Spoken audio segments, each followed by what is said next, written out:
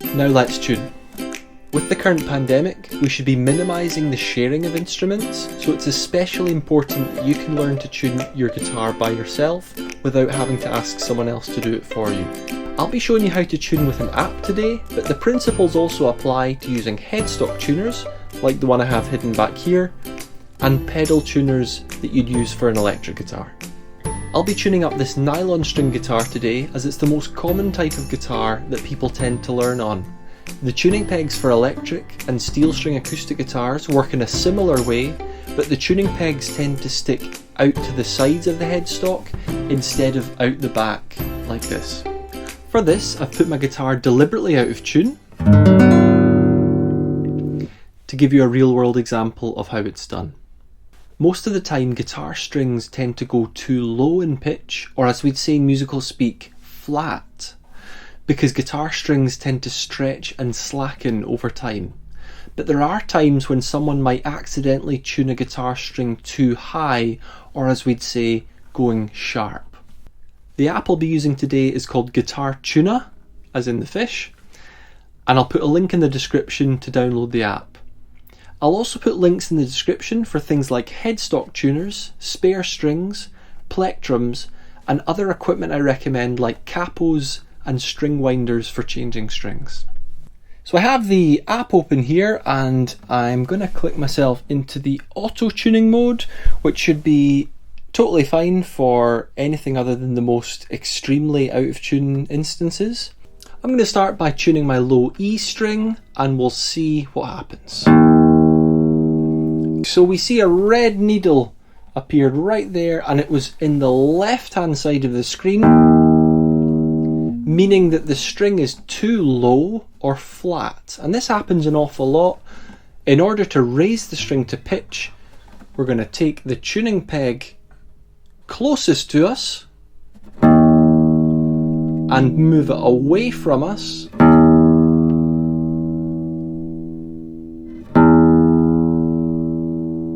and you can see the needle moving, and it thinks it's in tune, and it gives me a little confirmation beep when it's in tune. I'm going to pluck again just to check it's okay.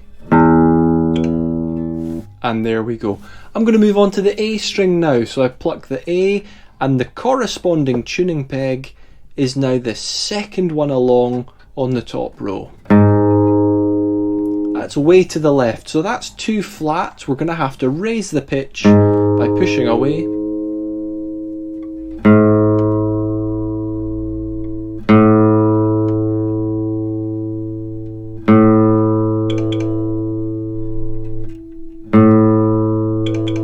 And it thinks it's in tune.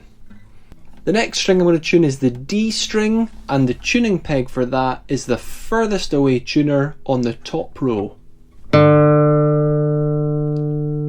So the needle's now to the right hand side. That means the note is sharp or too high. In order to lower it, I'm going to pull the tuner back towards me,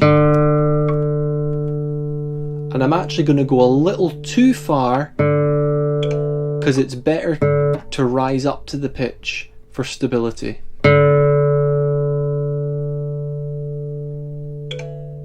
And I'll check once more, and we're in tune. That's a good little tip for you. If the string's too high, pull it back a little too far and tune back up to pitch. Next up's the G. Now the G tuner is the furthest away on the bottom row. So we go E, A, D, G, B, E. So here's the G tuning peg. And as expected, it's too low. I push the tuner away from me. And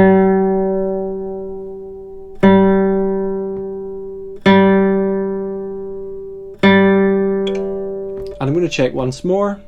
Great. Second last, B string.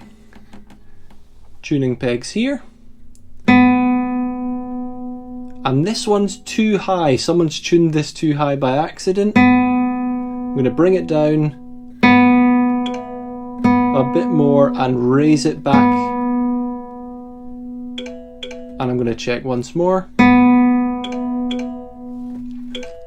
Last but not least, the high E string. And it's too sharp, so we bring it down and a bit lower and rise it back. Last check of the strings.